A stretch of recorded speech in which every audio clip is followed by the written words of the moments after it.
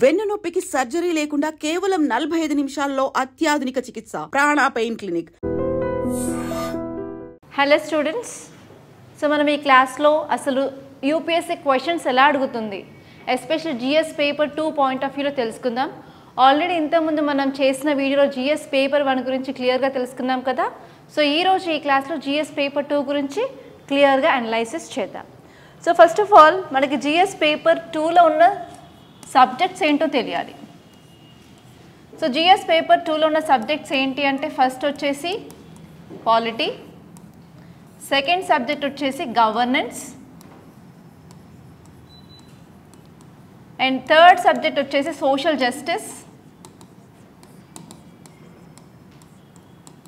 And fourth subjects వచ్చేసి international relations. So ఈ 4 సబ్జెక్ట్స్కి ఎన్ని మార్క్స్ ఉంటాయంటే 250 మార్క్స్. సో టోటల్గా మన పేపర్లో వచ్చేసరికి 20 క్వశ్చన్స్ ఉంటాయి. ఈ 20 క్వశ్చన్స్లో 10 క్వశ్చన్స్ డివైడ్ చేసుకున్నట్లయితే ఫస్ట్ 10 క్వశ్చన్స్ 1 to 10 క్వశ్చన్స్ వరకు మిమ్మల్ని ఆన్సర్స్ 150 వర్డ్స్లో రాయమంటారు. అవి వచ్చేసి 10 మార్కర్ క్వశ్చన్స్. దాని తర్వాత మిగతావి అంటే 11 నుంచి 20 క్వశ్చన్స్ అనేవి 250 వర్డ్స్లో మీరు రాయాల్సి ఉంటుంది. వాటికి వచ్చేసరికి 15 మార్క్స్ 15 మార్క్స్ అనమాట. ఒక్కో క్వశ్చన్కి 15 మార్క్స్ ఆఫ్ ఉంటుంది. ఓకే, సో మనము ఈ బేసిక్ క్రైటీరియా తెలిసిన తర్వాత అసలు ఏ సబ్జెక్ట్ నుంచి ఎన్ని క్వశ్చన్స్ వచ్చాయో కూడా తెలుసుకోవాలి. దాన్ని బట్టే మనం ప్రిపరేషన్ ఎలా చేయాలో తెలుసుకుంటాం. సో పాలిటీ నుంచి మనకు 9 క్వశ్చన్స్ వచ్చాయి, గవర్నెన్స్ నుంచి మనకి 5 క్వశ్చన్స్ రావడం జరిగింది, అండ్ నెక్స్ట్ వచ్చేసరికి సోషల్ జస్టిస్ నుంచి 2 క్వశ్చన్స్ వచ్చాయి. ఈసారి ఇంటర్నేషనల్ రిలేషన్స్ నుంచి 4 క్వశ్చన్స్ వచ్చాయి. సో మోస్ట్లీ మీకు పాలిటీ నుంచి వచ్చిన క్వశ్చన్సే అవనివ్వండి, గవర్నెన్స్ నుంచి అవనివ్వండి, సోషల్ జస్టిస్ అయ్యారు. సో మ్యాక్సిమం 80% ఆఫ్ క్వశ్చన్స్ వచ్చేసి మీకు కరెంట్ అఫైర్స్ నుంచి రావడం జరిగింది. సో మీరు కరెంట్ అఫైర్స్ కరెక్ట్గా ప్రిపేర్ అయినట్లయితే ఈజీగా ఈ క్వశ్చన్స్ అన్నిటికీ సమాధానం రాస్తారనమాట. ఓకే, సో ఇప్పుడు మనం పేపర్ చూద్దాం. ఒక్కొక్క క్వశ్చన్ తీసుకొని అసలు కరెంట్ అఫైర్స్ ఎలా లింక్ చేసి క్వశ్చన్ అడగడం జరిగింది, ఆ క్వశ్చన్ యొక్క డిమాండ్ ఏంటి, ఆ క్వశ్చన్ చూసిన తర్వాత మీరు ఈసారి కానీ నెక్స్ట్ ఇయర్ కానీ రాయాలనుకున్నట్లయితే ఎలా మీరు ప్రిపరేషన్ని చేంజ్ చేసుకోవాలి, అవన్నీ ఈ క్లాస్లో మనం తెలుసుకుందాం క్లియర్గా. సో ఒక విషయం మీకు గుర్తుంచుకోవాలి ఏంటి అంటే మీరు ఈవెన్ తెలుగులో ఎగ్జామ్ రాయాలి అనుకున్నప్పటికీ కూడా క్వశ్చన్ మాత్రం కంపల్సరీగా ఇంగ్లీష్లోను లేకపోతే హిందీలో కానీ ఇస్తారు. సో ఇంగ్లీష్ బేసిక్ ఇంగ్లీష్ అయితే కంపల్సరీ అవసరం అనమాట. ఈవెన్ మీరు తెలుగులో రాసినా కూడా మీరు క్వశ్చన్ని అర్థం చేసుకోవాలి అంటే. ఓకే, సో ఫస్ట్ క్వశ్చన్ చూసినట్లయితే examine the need for electoral reforms as suggested by various committees with particular reference to one nation one election principle. So ఈ క్వశ్చన్ అసలు పేపర్లో ఎందుకు ఉంది 2024లో అంటే మనకి సైమల్టేనియస్ ఎలక్షన్స్ అనేది మనకి న్యూస్లో ఉంది కాబట్టి ఈ క్వశ్చన్ అనేది పేపర్లో అడగడం జరిగింది. సో ఇప్పుడు సైమల్టేనియస్ న్యూస్ ఎందుకు ఉంది న్యూస్లో అంటే రామ్నాథ్ కోవింద్, సో మన ఎక్స్ ప్రెసిడెంట్ పేరు మీద మనకు కమిటీ అనేది పెట్టడం జరిగింది. ఆ కమిటీ అనేది దీన్ని అప్రూవల్ చేయడం జరిగింది కాబట్టి ఈ simultaneous elections one nation one elections అనేది న్యూస్లో ఉంది కాబట్టి క్వశ్చన్ అనేది అడిగాడు. సో ఇక్కడ మీరు ఇంట్రడక్షన్ ఎలా రాసి ఉండాలి అంటే సైమల్టేనియస్ ఎలక్షన్స్ అంటే ఏంటి, దానికి గల ఎగ్జాంపుల్స్. ఓకే, అండ్ ఈ కమిటీ అసలు ఏమేమి చెప్పిందో రాసుకుంటే సరిపోతుంది ఇంట్రడక్షన్. బాడీలో వచ్చేసరికి మనకి అసలు సైమల్టేనియస్ ఎలక్షన్స్ ఎందుకు కావాలి, వాటి గురించి ఒక 4 to 5 పాయింట్స్ విత్ ఎగ్జాంపుల్స్ రాసి సరిపోతుంది. అండ్ ఫైనల్గా వాళ్ళకు కమిటీస్ కూడా మిమ్మల్ని అడగడం జరిగింది. సో ఈ కమిటీ అసలు న్యూస్లో ఏ కమిటీ ఉంది అంటే ఇక్కడ ex president okay Ramnath Kovind committee న్యూస్లో ఉంది. దానికంటే ముందు కూడా కొన్ని కమిటీస్ ఉన్నాయి అసలు ఈ వన్ నేషన్ వన్ ఎలక్షన్ని ప్రపోజ్ చేసిన కమిటీస్. సో ఇక్కడ మీరు ఏం తెలుసుకోవాలి అంటే అసలు ఏ టాపిక్ అయినా న్యూస్లో ఉంటే దాని యొక్క హిస్టారికల్ బ్యాక్గ్రౌండ్ కూడా కంపల్సరీ తెలిసి ఉండాలి అని ఈ క్వశ్చన్ ద్వారా మీకు అర్థమవుతుంది. ఓకే, క్లియరే కదా. నెక్స్ట్ సెకండ్ క్వశ్చన్లోకి వెళ్ళినట్లయితే explain and distinguish between Lok adalats and arbitration tribunals. Next whether they entertain civil as well as criminal cases అని క్వశ్చన్ మార్క్ ఇవ్వడం జరిగింది. సో అసలు ఈ Lok adalats and arbitration tribunals అంటే ఏంటో ఫస్ట్ మీకు తెలిస్తే తప్ప ఈ క్వశ్చన్కి ఆన్సర్ రాయలేరు. సో మనందరికీ తెలుసు జ్యుడిషియరీలో మనకి 3 లెవెల్స్ ఆఫ్ జ్యుడిషియరీ లేకపోతే 3 టైర్స్ ఆఫ్ జ్యుడిషియరీ ఉంటుంది అని. ఆ 3 టైర్స్ ఏంటి? మనం ఎప్పుడైనా సరే జ్యుడిషియరీ ఎగ్జామ్లో ఆన్సర్ రాస్తున్నామంటే ఈ డయాగ్రామ్ ఉండాల్సిందే. సో మనకి సుప్రీం కోర్టు ఉంటుంది, హైకోర్టు ఉంటుంది, డిస్ట్రిక్ట్ కోర్ట్స్ ఉంటుంది. మన కంట్రీలో ఏపెక్స్ కోర్ట్, హైయెస్ట్ కోర్ట్ ఏంటి? Supreme court. మళ్ళీ స్టేట్ లెవెల్లో చూసుకున్నట్లయితే హైకోర్ట్ అనేది హైయెస్ట్ కోర్ట్. మన డిస్ట్రిక్ట్ లెవెల్లో డిస్ట్రిక్ట్ కోర్ట్స్ కానీ సబార్డినేట్స్ కోర్ట్స్ కానీ ఉంటాయి. సో అసలు మనము ఈ ట్రిబ్యునల్స్ కానీ ఈ లోక్ అదాలత్స్ని తీసుకురావడానికి రీజన్ ఏంటి అంటే ఇక్కడ మన దగ్గర ఉన్న జ్యుడిషియరీలో ప్రాబ్లమ్స్ ఉన్నాయి. ఏంటి అంటే పెండెన్సీ ఆఫ్ కేసెస్ ఎక్కువ ఉన్నాయి, దానివల్ల ఎఫిషియన్సీ ఆఫ్ దీస్ కోర్ట్స్ అనేది తగ్గిపోయింది. అండ్ ఈవెన్ వచ్చేసరికి మనకి చాలా వేకెన్సీస్ అనేవి ఉండడం జరిగింది. కాబట్టి సో మనం ఇక్కడ ADRs అంటే ఆల్టర్నేట్ డిస్ప్యూట్ రెజల్యూషన్ మెకానిజంని యూజ్ చేసుకుంటున్నాము.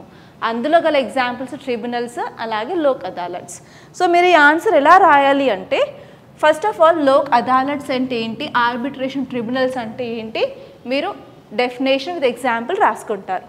దాని తర్వాత వాళ్ళు డిస్టింగ్విష్ అంటే డిఫరెన్స్ అడుగుతున్నారు.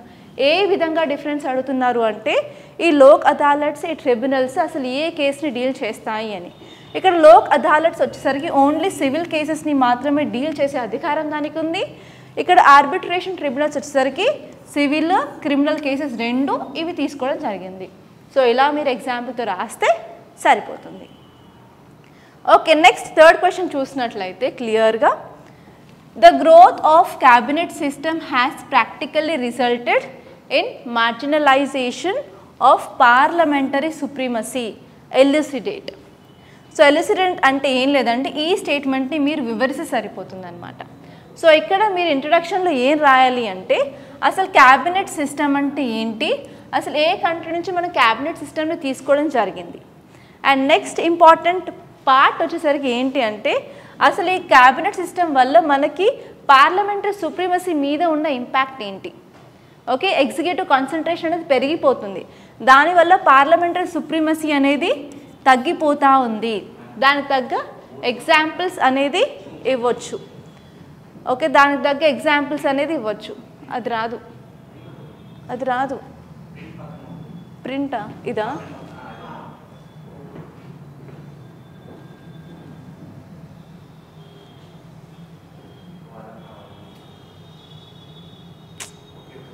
రావట్లేదు. ఎగ్జిట్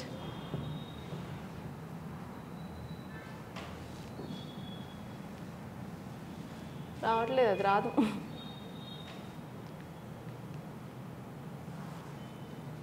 ఎక్కడ అయిపోయింది ఫ్లో?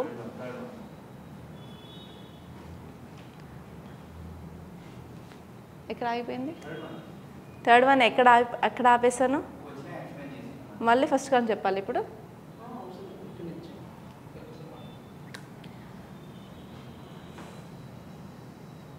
ఓకే, నెక్స్ట్ కంక్లూషన్లో ఈ క్యాబినెట్ సిస్టమ్ యొక్క ఇంపార్టెన్స్ ఏంటి అండ్ మనం ఇక్కడ పార్లమెంటరీ సుప్రీమసీని ఎలా ఇంప్రూవ్ చేయొచ్చు అని చెప్పి వే ఫార్వర్డ్ రాసినా కూడా సరిపోతుంది.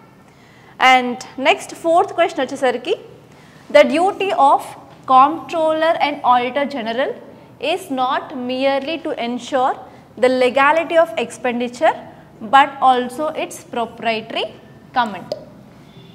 ఈ క్వశ్చన్ చాలా వరకు చాలామంది తప్పు రాసి వచ్చారు.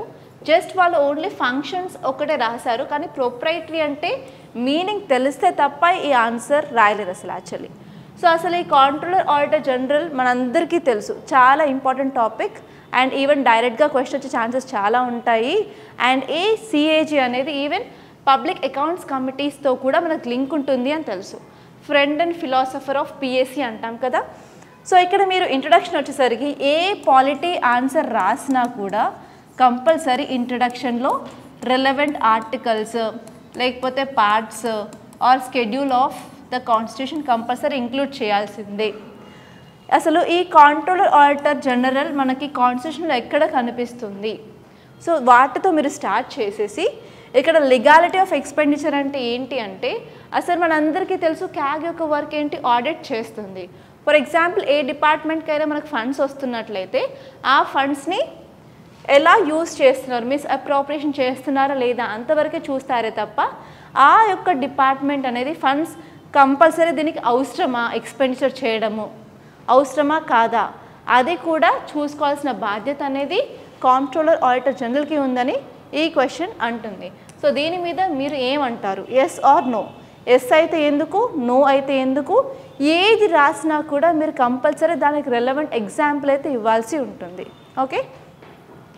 అండ్ నెక్స్ట్ 5th క్వశ్చన్ వచ్చేసరికి analyze the role of local bodies in providing good governance at local level and bring about pros and cons merging rural local bodies with urban local bodies. So మనందరికీ తెలుసు local bodies అనేవి పంచాయత్స్ కానీ municipalities అని అంటాం కదా. Okay, local self గవర్నమెంట్లో మనకి 2 types ఉంటాయి, పంచాయత్సును అలాగే మున్సిపాలిటీస్. సో మన యొక్క ఒరిజినల్ కాన్స్టిట్యూషన్, మన ఒరిజినల్ రాజ్యాంగంలో యాక్చువల్లీ అసలు ఈ లోకల్ సెల్ఫ్ గవర్నమెంట్ అనే కాన్సెప్ట్ లేదు. కానీ ఈ పంచాయత్స్, ఈ మున్సిపాలిటీస్ అనేది 73rd కాన్స్టిట్యూషనల్ అమెండ్మెంట్ యాక్ట్ అలాగే 74th కాన్స్టిట్యూషనల్ అమెండ్మెంట్ యాక్ట్ ద్వారా యాడ్ చేయబడింది అనమాట.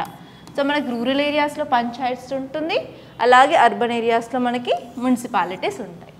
సో ఇలా మీరు ఇంట్రడక్షన్ లోకల్ సెల్ఫ్ బాడీస్ గురించి రాసినప్పుడు 73rd 74th constitutional amendment యాక్ట్స్తో start చేసి ఇది తీసుకురావడం వల్లనే మనకి కాన్స్టిట్యూషన్ స్టేటస్ అనేది ఈ పంచాయత్స్కి మున్సిపాలిటీస్కి రావడం జరిగిందని చెప్పి ఇంట్రడక్షన్లో రాసుకోవచ్చు. దాని తర్వాత ఇక్కడ క్వశ్చన్లో ఏం అడిగారంటే అనలైజ్. సో అసలు ఈ లోకల్ బాడీస్ యొక్క రోల్ ఏంటి, అసలు గుడ్ గవర్నెన్స్ ఎలా ప్రొవైడ్ చేస్తుంది. సో దాని మీద మీరు అట్లీస్ట్ 4 to 5 పాయింట్స్ రాయాలి, అలాగే ఎగ్జాంపుల్స్ రాయడం జరగాలి. అండ్ దాని తర్వాత ఏంటి అంటే ఈ క్వశ్చన్ ఏమంటుందంటే లోకల్ బాడీస్ సరిగ్గా ఫంక్షన్ చేయట్లేవు కొన్ని ఏరియాస్లో, అట్లాంటి ఏరియాస్లో మనం అర్బన్ లోకల్ బాడీస్తో వీటిని మెర్జర్ చేయాలి అంటున్నారు. సో ఎప్పుడైనా సరే లోకల్ బాడీస్ అంటే ఇక్కడున్న మనకి రూరల్ బాడీస్ని అర్బన్ బాడీస్తో మిక్స్ చేయడం వల్ల మనకి కలిగే ప్రయోజనాలు ఏంటి, అలాగే డిసడ్వాంటేజెస్ ఏంటో అట్లీస్ట్ 3 to 4 పాయింట్స్ అక్కడ, 3 to 4 పాయింట్స్ ఇక్కడ రాసుకుంటూ ఎగ్జాంపుల్స్ రాస్తే సరిపోతుంది. ఓకే, సో నెక్స్ట్ క్వశ్చన్ వచ్చేసి public charitable trust have the potential to make India's development more inclusive as they relate to certain vital public issues. So మనందరికీ తెలుసు మనకి ట్రస్ట్లు అనేవి ఉన్నాయి. సో ఈ ట్రస్ట్ల వల్ల మనం డెవలప్మెంట్ యాక్టివిటీస్ అనేవి చేస్తున్నాం. ఫర్ ఎగ్జాంపుల్ కొన్ని ట్రస్ట్లు ఎడ్యుకేషన్ మీద ఫోకస్ చేస్తున్నాయి, కొన్ని ట్రస్ట్లు ఎల్డర్లీ పీపుల్ మీద ఫోకస్ చేస్తున్నారు. సో కొన్ని ట్రస్ట్లు ఏంటి ఎస్పెషలీ చైల్డ్ చిన్న చిన్న పిల్లల మీద ఫోకస్ చేస్తున్నారు, వాళ్ళకి కావాల్సిన హెల్త్ బెనిఫిట్స్ని ప్రొవైడ్ చేయడం. సో అలాగా మీరు ఏంటంటే ఇంట్రడక్షన్లో పబ్లిక్ చారిటబుల్ ట్రస్ట్ అంటే ఏంటి డెఫినేషన్ రాసేసి కొన్ని ఎగ్జాంపుల్స్ రెలవెంట్గా ఉన్నవి రాసుకుంటారు.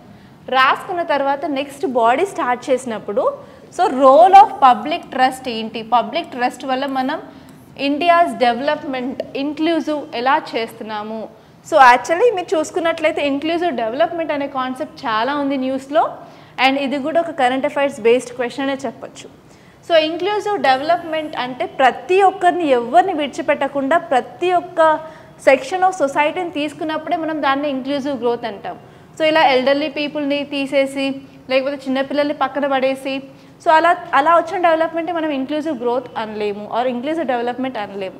సో కాబట్టి మనం ఇంక్లూజివ్ డెవలప్మెంట్ మీరు ఏం రాయాలి అంటే ఈ పబ్లిక్ చారిటబుల్ ట్రస్ట్ ద్వారా మనము ఎలా ఇంక్లూజివ్ డెవలప్మెంట్ తీసుకురావడానికి ట్రై చేయొచ్చు, దానికి తగ్గ ఎగ్జాంపుల్స్ ఇస్తే మీకు సరిపోతుంది. అండ్ నెక్స్ట్ క్వశ్చన్ వచ్చేసరికి poverty and mall nutrition create a vicious cycle adversely affecting human capital formation. What steps can be taken to break the cycle? So ఇది చాలా ఈజీ అండ్ డైరెక్ట్ క్వశ్చన్ అండి మీకు social justice నుంచి. So మీ అందరికీ తెలుసు మన ఇండియాలో పావర్టీ ప్రాబ్లం ఉంది అండ్ అలాగే మాల్ న్యూట్రిషన్ ప్రాబ్లం ఉంది. సో ఈ పావర్టీ అండ్ మాల్ న్యూట్రిషన్ ఉండడం వల్ల మనకి ఏంటంటే హ్యూమన్ క్యాపిటల్ ఫార్మేషన్ సరిగ్గా జరగదు, ఇది ఒక సైకిల్ లాగా ఫామ్ అవుతుంది. సో మీరు ఇంట్రొడక్షన్లో ఏం రాస్తారు అంటే పావర్టీకి సంబంధించిన అథెంటికేటెడ్ డెఫినేషన్ ఒకటి రాస్తారు. అది రాసిన తర్వాత బాడీలో మీరు ఈ సైకిల్ గురించి వివరించాల్సి ఉంటుందన్నమాట. ఈ సైకిల్ ఏంటి, మీరు చూసినట్లయితే మనకి పావర్టీ ఉంది, అలాగే మాల్ న్యూట్రిషన్ ఉంది. పావర్టీ మాల్ న్యూట్రిషన్ వల్ల ఏమవుతుంది, మన యొక్క ప్రొడక్టివిటీ అనేది తగ్గుతుంది. ప్రొడక్టివిటీ ఎలా తగ్గుతుంది అంటే మనకి ఇమ్యూనిటీ మీద ఇంపాక్ట్ అనేది ఉంటుంది. సో పావర్టీ వల్ల మనం సరిగ్గా ఫుడ్ తీసుకోలేనప్పుడు ఏంటంటే మనకి ఇమ్యూనిటీ తగ్గుతుంది. అలాగే ఇమ్యూనిటీ తగ్గినప్పుడు ఏంటంటే మనకి కమ్యూనికబుల్ డిసీజ్ బారిలో చాలా పడుతూ ఉంటాం. ఊరికే మనకి ఏదో ఒక డిసీజ్ వస్తూ ఉంటుంది. సో ఏదైనా డిసీజ్ అనే వచ్చిన కండిషన్లో ఆబ్వియస్గా మనకి ఏమవుతుంది, మన యొక్క అవుట్కమ్ అనేది డిక్రీజ్ అవుతూ ఉంది. సో అవుట్కమ్ అనేది డిక్రీజ్ అవుతున్నప్పుడు ఏమవుతుందంటే హ్యూమన్ క్యాపిటల్ ఫార్మేషన్ మీద కూడా ఇంపాక్ట్ అనేది ఉంటుంది. సో అసలు ఈ ఇంపాక్ట్ ఎలా ఉంటుందో మీరు క్లియర్గా చూసినట్లయితే సరిపోతుంది. అండ్ ఇక్కడిసరికి మీరు ఒక 2-3 ఎగ్జాంపుల్స్ ఇస్తే సరిపోతుంది. ఒక 2-3 ఎగ్జాంపుల్స్ ఇస్తే సరిపోతుంది. దానితో పాటు ఇక్కడ మిమ్మల్ని ఈ క్వశ్చన్లో వాళ్ళు స్టెప్స్ కూడా అడిగారు. స్టెప్స్ అంటే ఏం లేదు, మెజర్స్. మనం ఎలాంటి మెజర్స్ తీసుకోవడం వల్ల ఈ సైకిల్ని మనం బ్రేక్ చేస్తాము. ఫర్ ఎగ్జాంపుల్ పావర్టీని తగ్గించడానికి మన దగ్గర ఉన్న స్కీమ్స్ ఏంటి, అండ్ నెక్స్ట్ వచ్చేసరికి హెల్త్ ఇంప్రూవ్ చేయడానికి మన దగ్గర ఉన్న స్కీమ్స్ ఏంటి, అలాగే మాల్ న్యూట్రిషన్ని అడ్రస్ చేయడానికి గవర్నమెంట్ ఎలాంటి స్కీమ్స్ అనేది ఇస్తుంది. అంటే మన ఫుడ్ గ్రెయిన్స్ ప్రొవైడ్ చేయడం కానివ్వండి, నార్మల్గా మన ప్రాపర్గా డైట్, ఎస్పెషలీ ప్రెగ్నెంట్ ఉమెన్కి, లేడీస్కి, అండ్ ఎస్పెషల్లీ మనకి చిల్డ్రన్కి కూడా అంగన్వాడీ సర్వీసెస్లో ఇచ్చే అవన్నీ మీరు రాసుకోవడానికి వీలుగా ఉంటుంది. So examples important. And next question వచ్చేసరికి doctrine of democratic governance make it necessary that public perception of the integrity and commitment of civil servant becomes absolutely positive, discuss. So ఇక్కడ మీకు తెలియాల్సిన వర్డ్ ఏంటి అంటే డెమోక్రటిక్ గవర్నెన్స్. సో మీరు ఈ democratic governance అనే వర్డ్కి meaning లేకుండా మాత్రం, మీనింగ్ తెలియకుండా మాత్రం అసలు ఈ ఆన్సర్ని రాయడానికి మాత్రం వీల్లేదు. సో కంపల్సరీ మీరు ఈ డాక్ట్రిన్ అంటే ఏంటి, సో ఇక్కడ యూపీఎస్సీ ఏం చెప్తుంది అంటే ఏది చదివినా కూడా కంపల్సరీ దాని యొక్క మీనింగ్ తెలుసుకోండి. మీనింగ్ తెలుసుకోకుండా జస్ట్ బై హార్ట్ చేయకండి అన్నది క్లియర్ కట్గా సిగ్నల్ ఇస్తుంది. సో ఈవెన్ మన గవర్నెన్స్లో కూడా మనకి ఎలాంటి కీవర్డ్స్ ఉన్నాయి, కంపల్సరీ ప్రతి ఒక్క కీవర్డ్కి ఎక్స్ప్లెనేషన్ పార్ట్ తెలుసుకోవాలి. అలాగే దానికి తగ్గ రెలవెంట్ ఎగ్జాంపుల్స్ కూడా మనం చూసుకోవాలన్నమాట.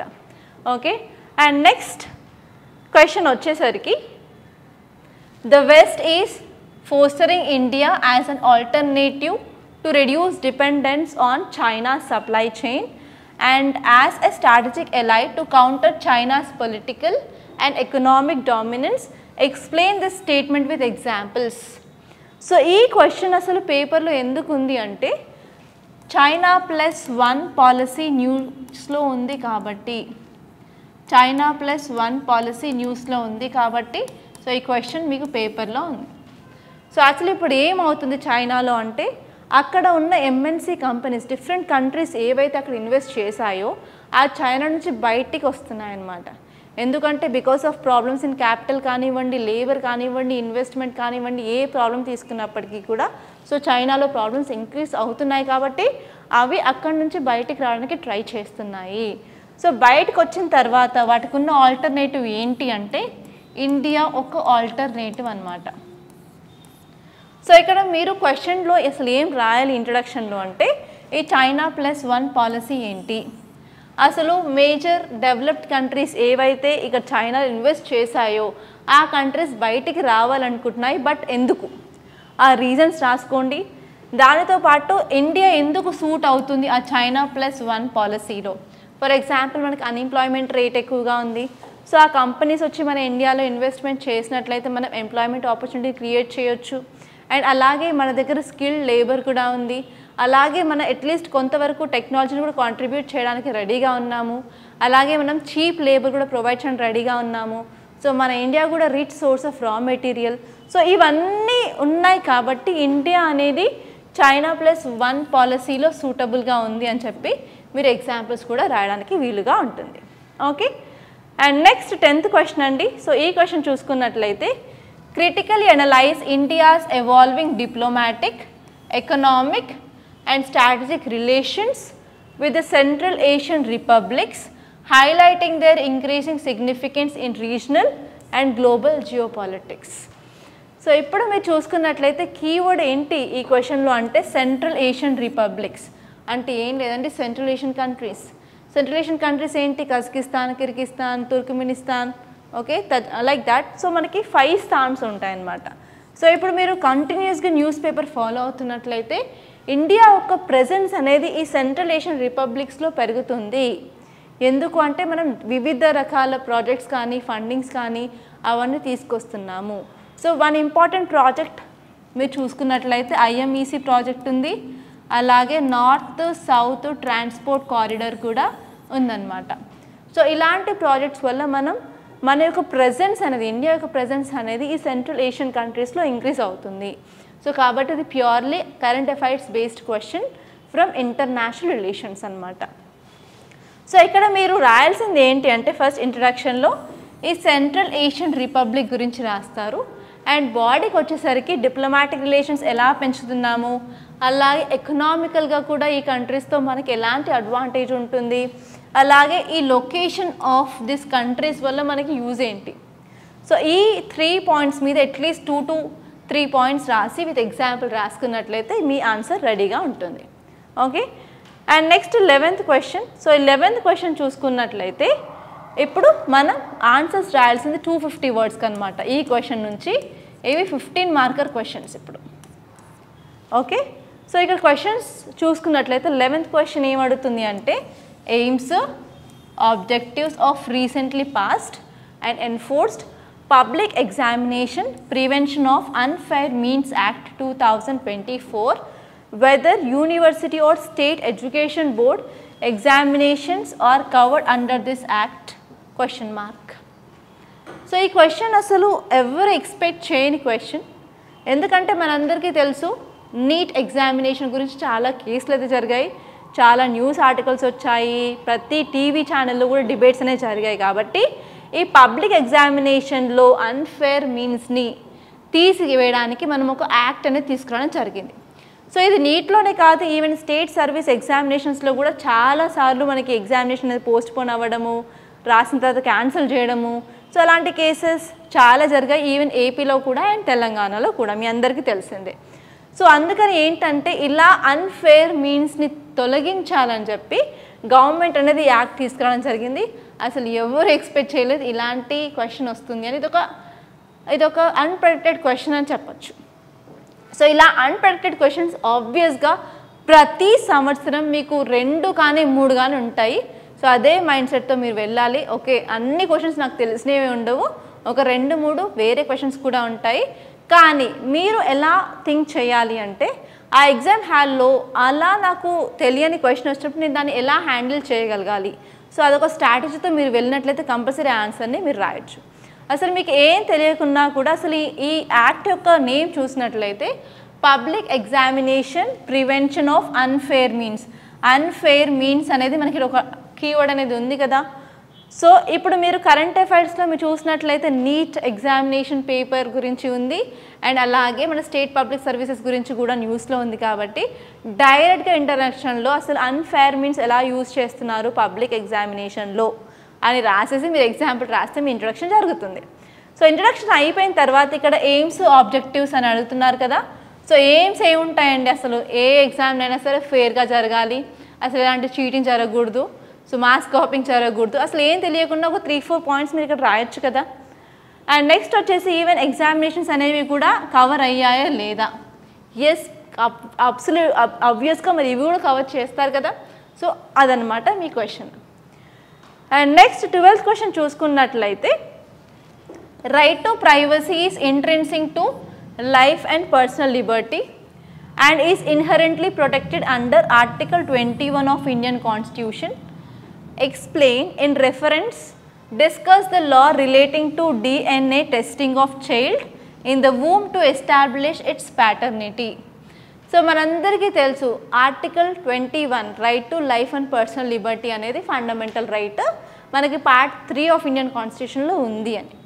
సో ఇక్కడ మీరు చూసుకున్నట్లయితే ఈ క్వశ్చన్ అడిగింది right to privacy. So right to privacy నుంచి గత 3 సంవత్సరాలుగా క్వశ్చన్ వస్తూనే ఉంది. ఎస్పెషల్లీ ప్రిలిమ్స్లో ఆల్రెడీ 3 సార్లు అడిగారు, ఈసారి అయితే మెయిన్స్లో కూడా అడగడం జరిగింది. సో మీరు రైట్ టు ప్రైవసీ గురించి ఇంట్రడక్షన్ రాసినప్పుడు కంపల్సరీ కేఎస్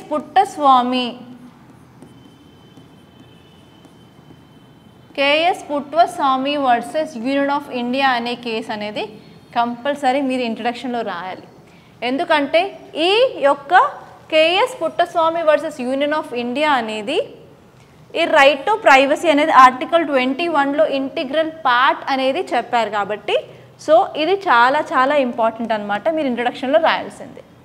అండ్ నెక్స్ట్ ఈ డిమాండ్ ఆఫ్ ద క్వశ్చన్ వచ్చేసి ఏంటి అంటే మనం డిఎన్ఏ టెస్టింగ్ అనేది చేయొచ్చా లేదా. సో ఎస్పెషల్లీ కడుపులో బిడ్డ ఫీటస్ ఉన్నప్పుడు ఆ ఫీటస్కి తండ్రి ఎవరు అంటే పేటర్నిటీ ఎవరు అని తెలుసుకోవడానికి ఆ యొక్క పుట్టని బిడ్డ ఎవరైతే కడుపులో ఉన్నారో వాళ్ళకి డిఎన్ఏ టెస్ట్ చేయొచ్చా చేయొద్దా అని క్వశ్చన్ అడుగుతున్నారనమాట. సో మనం ఏంటి కడుపులో ఉన్నప్పుడే వాళ్ళ డిఎన్ఏ కడుపులో ఉన్న శిశువు యొక్క డిఎన్ఏ ఎక్స్ట్రాక్ట్ చేయొచ్చా అంటే ఎస్ చేయొచ్చు. ఎందుకంటే కడుపులో శిశువు ఉన్నప్పుడు ఆబ్వియస్గా ఆ బిడ్డకి నార్మల్గా ప్లెసెంటా ఉంటుంది, అబ్లికల్ కార్డ్ ఉంటుంది, వాళ్ళ యొక్క మదర్ నుంచి పోషణ అనేది వెళ్తూ ఉంటుంది కదా. సో పోషణ అనేది వెళ్తున్నప్పుడు కంపల్సరీ వాళ్ళు ఎలిమినేట్ చేస్తారు వేస్ట్ అనేది. ఆ వేస్ట్ అనేది ఎవరు రిమూవ్ చేస్తారు అంటే again mother take the responsibility. ఆ యొక్క శిశువు యొక్క వేస్ట్ అనేది మదర్ యొక్క బ్లడ్లోకి వస్తుంది, మదర్ యొక్క కిడ్నీ అనేది మదర్ యొక్క వేస్ట్, అలాగే ఫీటస్ యొక్క వేస్ట్ కూడా రిమూవ్ చేస్తుంది.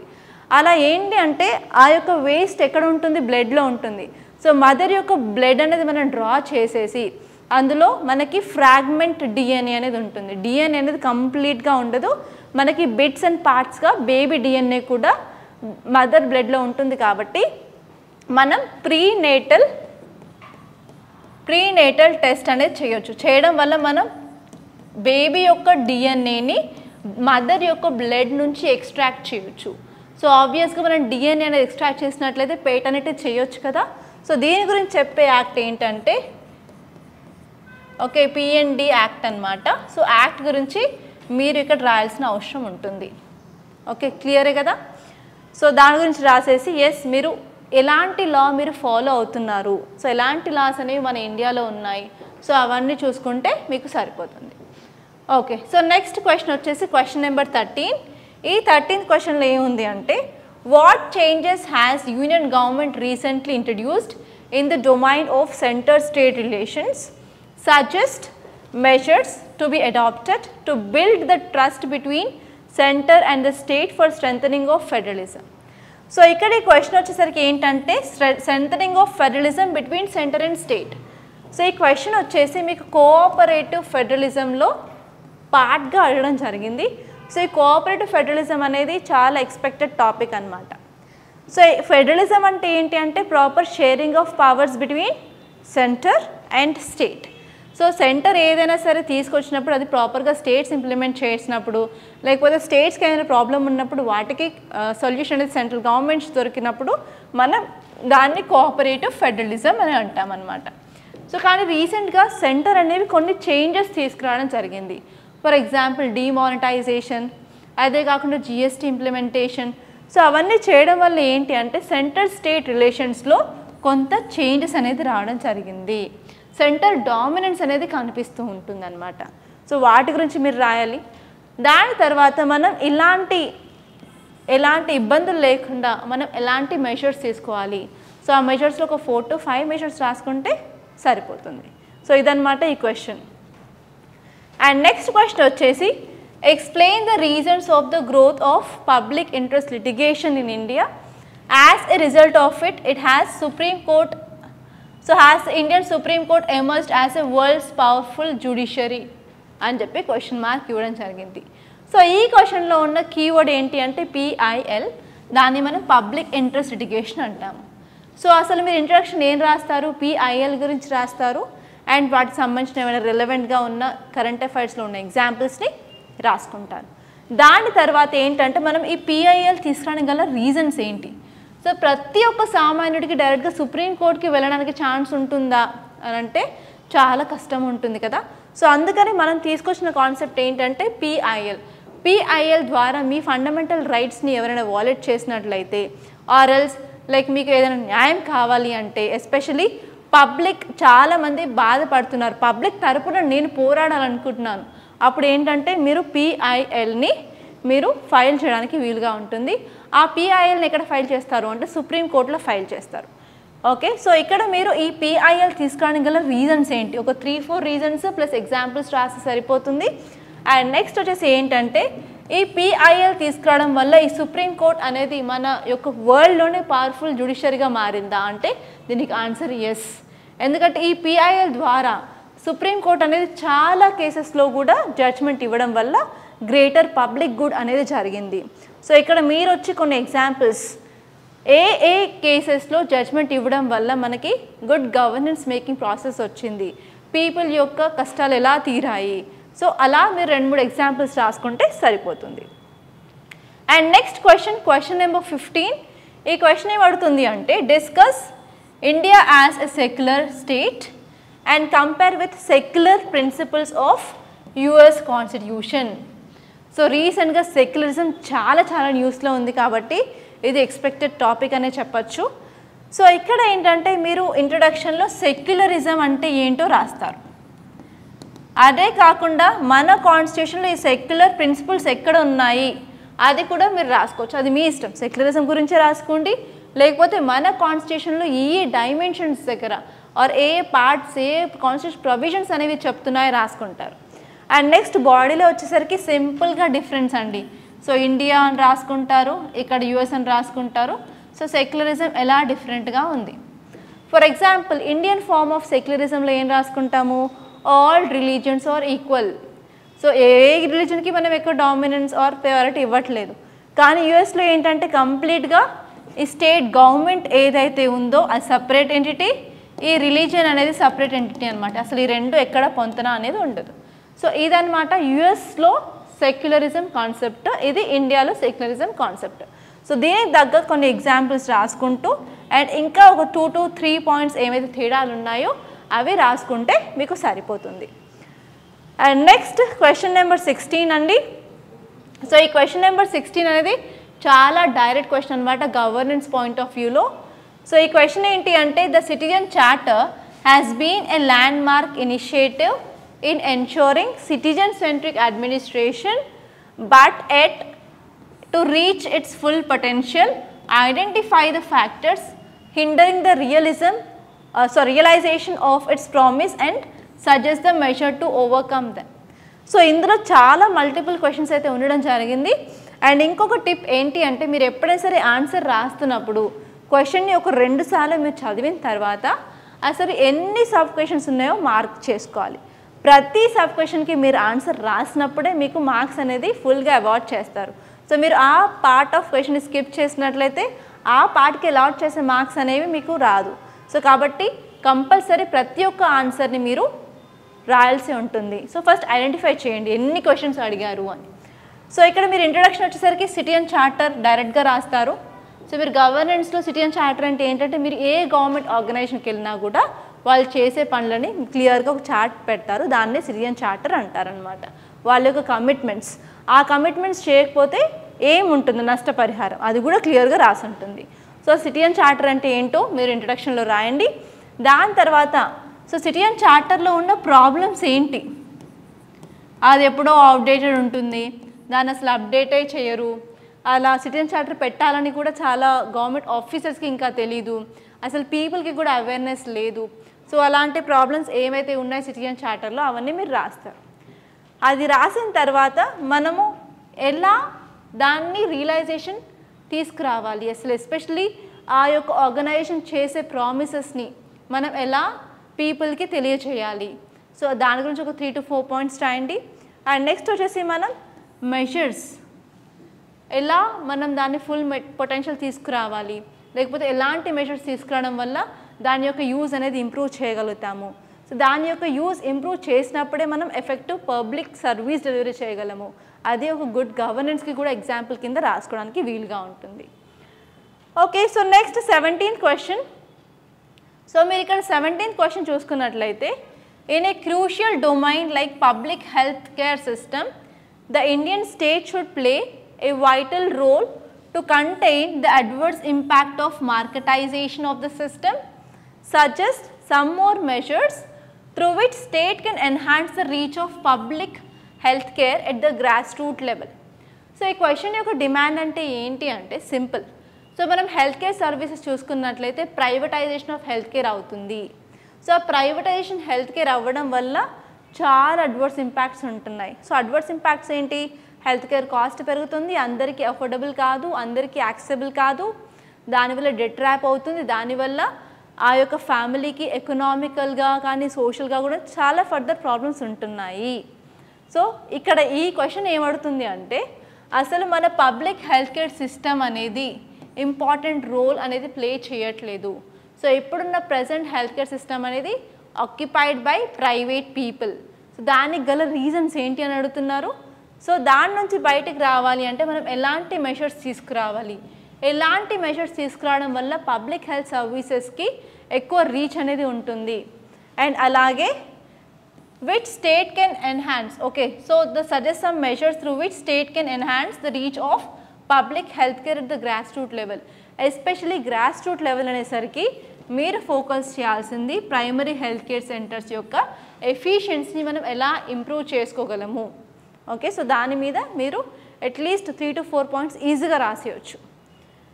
And next 18th question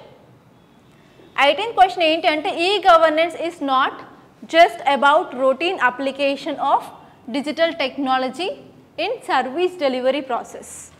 It is a much about multifarious interactions of ensuring transparency and accountability.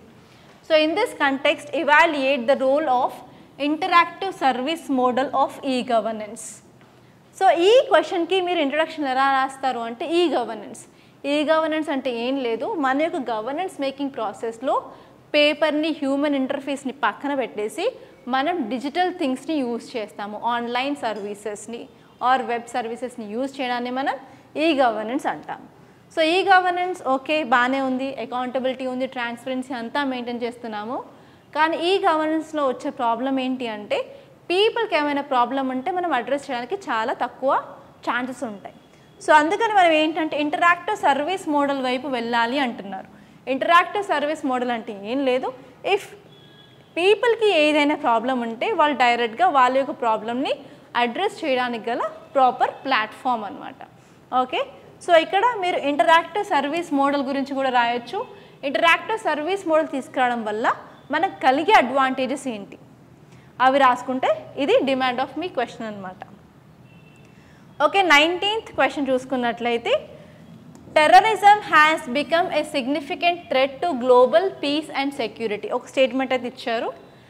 ఇక్కడ వాళ్ళు ఏమడిగారు అంటే evaluate the effectiveness of United nations security council counter terrorism committee and it's associated bodies in addressing and mitigating it's threat at the international level అని అడిగారు. So ఇక్కడ మీ question డైరెక్ట్గా ఒక committee గురించి United nations security కౌన్సిల్లో ఉన్న counter terrorism committee గురించి అడిగారు అనమాట. సో ఎందుకు అడిగారు అంటే మనకి న్యూస్లో చాలా ఆర్టికల్స్ ఎడిటోరియల్స్ టెర్రరిజం పెరుగుతుంది అని అడిగారు కాబట్టి అక్కడ మనం చూసుకునేది ఏంటి ఇంటర్నేషనల్ లెవెల్లో ఈ టెర్రరిజం అనేది ఒక గ్లోబల్ ప్రాబ్లం కాబట్టి మనకున్న గ్లోబల్ ఆర్గనైజేషన్స్ ఏంటి అక్కడ మనం చదువుకుంటాం కదా. సో అందులో భాగంగా మనం ఏం చదువుకుంటాము అంటే United nations security council counter terrorism committee గురించి చదువుకుంటాము. సో ఇక్కడ ఈ క్వశ్చన్లో క్లియర్గా అడిగారు అసలు ఈ ఆర్గనైజేషన్ ఆర్ ఈ కమిటీ అనేది ఏవైతే స్టెప్స్ తీసుకుంటుందో ఆ స్టెప్స్ అనేవి మన టెర్రరిజం అడ్రస్ చేయడానికి సరిపోతుందా లేదా. ఇన్ కేస్ సరిపోతే ఓకే గుడ్ అండ్ వెల్, కానీ సరిపోవట్లేదు కాబట్టే కదా మనకి ఇంకా టెర్రర్ అటాక్స్ అనేవి పెరుగుతూ ఉన్నాయి. సో దీన్ని మనం అరికట్టడానికి మనం ఎలాంటి మెషర్స్ తీసుకోవాలి అని అయితే క్వశ్చన్స్ అడిగారు. సో ఇక్కడ మీరు ఇంట్రడక్షన్లో ఈ యునైటెడ్ నేషన్స్ సెక్యూరిటీ కౌన్సిల్ యొక్క కౌంటర్ టెర్రరిజం కమిటీ గురించి మీరు రాసి సరిపోతుంది. అండ్ నెక్స్ట్ వచ్చేసి అసలు ఈ కమిటీ తీసుకున్న స్టెప్స్ ఏంటో ఒక 3 to 4 పాయింట్స్ రాసుకొని దాని తర్వాత మనం ఛాలెంజెస్ రాసుకుంటాం. ఈ కమిటీ యొక్క ఛాలెంజెస్ ఏంటి అండ్ నెక్స్ట్ వచ్చేసి వే ఫార్వర్డ్ కాదు అంటే మీరు మెజర్స్ కూడా రాసుకోవచ్చు అనమాట. సో ఇలా ఇన్ని పార్ట్స్ రాసుకున్నట్లయితే మీ ఆన్సర్లో మీ క్వశ్చన్ని అడ్రస్ చేసినట్లు ఉంటుంది. Okay, and last question. So ఇక 20th క్వశ్చన్ చూసుకున్నట్లయితే discuss the geopolitical and geostrategic importance of Maldives for India with a focus on global trade and energy flows. Further, also discuss how this relationship affects India's maritime security and regional stability amidst international competition.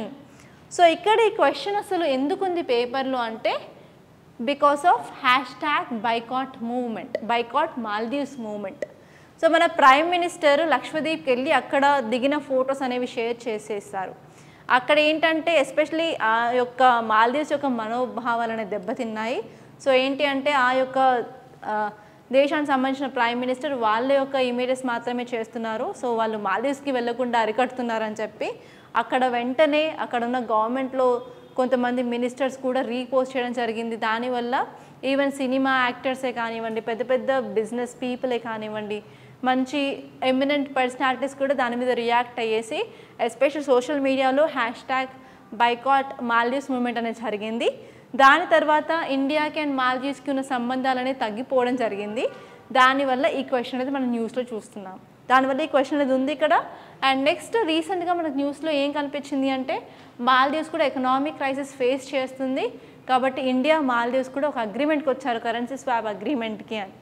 Okay, so ఇక్కడ మీరు ఇంట్రడక్షన్లో ఏం రాస్తారు అంటే #boycott Maldives moment గురించి రాయొచ్చు, లేకపోతే ఇండియాకి మాల్దీవ్స్కి ఉన్న సత్సంబంధాల గురించి కూడా ఇంట్రడక్షన్లో మీరు రాయొచ్చు. దాని తర్వాత వీళ్ళు బాడీలో క్లియర్గా అడిగారు ఏంటి అంటే సో అసలు గ్లోబల్ ట్రేడ్ మీద ఎలాంటి ఇంపాక్ట్ ఉంది.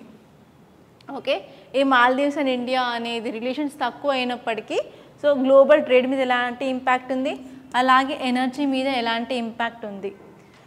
అదే కాకుండా ఏంటి అంటే ఈ యొక్క ఇండియా అండ్ మాల్దీవ్స్ రిలేషన్షిప్ అనేది లోగా ఉండడం వల్ల ఎస్పెషల్లీ ఇండియా యొక్క మ్యారిటైమ్ సెక్యూరిటీ మీద అలాగే రీజనల్ స్టెబిలిటీ మీద ఎలాంటి ఇంపాక్ట్ ఉంటుంది అని కూడా అడిగారు. సో ఎస్పెషలీ అలాంటి క్వశ్చన్ ఎందుకు అడిగారు అంటే మాల్దీవ్స్ లొకేషన్ చూసుకున్నట్లయితే మనకి ఇండియన్ ఓషన్లో ఉంటుంది. ఇండియన్ ఓషన్లో మనం సేఫ్టీ అండ్ సెక్యూరిటీ ఇంప్రూవ్ చేయాలి, లేకపోతే సాగర్ ఇనిషియేటివ్ అవ్వనివ్వండి, లేకపోతే యాజ్ ఏ గ్లోబల్ సౌత్కి లీడర్గా ఉన్నప్పుడు సో మనం ఎలాంటి స్టెప్స్ మెజర్స్ అనేవి తీసుకోవాలి. సో ఆ పాయింట్ ఆఫ్ వ్యూలో కూడా మీరు రాసుకోవడానికి క్లియర్గా ఉంటుందన్నమాట. సో ఇవన్నీ 20 క్వశ్చన్స్ మనకి జిఎస్ పేపర్ 2లో వచ్చాయి. సో జిఎస్ పేపర్ 2లో మ్యాక్సిమం 80% ఆఫ్ క్వశ్చన్స్ అనేవి మీ కరెంట్ అఫైర్స్ బేస్డ్ ఉన్నాయి. కాబట్టి కంపల్సరీ మీరు కనుక 2025 రాయాలి అనుకుంటున్నారు, 2026 రాయాలనుకుంటున్నారు అంటే at least 1 year of current affairs clear cut మంచి ఐడియా ఉన్నట్లయితే, మంచి గ్రిప్ ఉన్నట్లయితే మీరు ఈజీగా మీరు క్వశ్చన్స్ని కూడా ఎక్స్పెక్ట్ చేయడానికి ఉంటుంది. అండ్ క్వశ్చన్ యొక్క డిమాండ్కి తగ్గట్టు మీరు ఆన్సర్ రాస్తారు. ఆన్సర్ రాసినప్పుడు కంపల్సరీ మీరు ఏ ఆర్గ్యుమెంట్ చేసినా కూడా కింద ఒక ఎగ్జాంపుల్ అనేది రాయడానికి ట్రై చేయండి. అప్పుడే మీకు ఫుల్గా మార్క్స్ వస్తాయి. ఓన్లీ ఎగ్జాంపుల్స్ డేటానే కాకుండా ఈవెన్ ప్రజెంటేషన్ మీద కూడా ఫోకస్ చేయండి. ఫర్ ఎగ్జాంపుల్ ఇక్కడ ఇండియా మాల్దీవ్స్ గురించి క్వశ్చన్ వచ్చినప్పుడు ఇండియా మ్యాప్ మాల్దీవ్స్ ఎక్కడుందో చూపించండి. అండ్ అలాగే యునైటెడ్ నేషన్ సెక్యూరిటీ కౌన్సిల్ యొక్క మెంబర్షిప్ గురించి, లేకపోతే ఈ కౌంటర్ టెర్రరిజం కమిటీలో ఉన్న మెంబర్స్ గురించి ఒక డయాగ్రామ్ వేయడానికి ట్రై చేయండి. ఓకే, సో అలా మీరు ప్రజెంటేషన్ మీద ఫోకస్ చేసినట్లయితే ఆబ్వియస్గా మ్యాక్సిమం మార్క్స్ అనేవి తెచ్చుకోవడానికి వీలుగా ఉంటుంది. సో ఇదండి ఈ క్లాస్. మీకు నచ్చింది అనుకుంటున్నాను. మీకు క్లియర్గా కంపల్సరీ నచ్చినట్టయితే లైక్ అయితే చేయండి, అలాగే షేర్ చేయండి. Thank you so much for watching.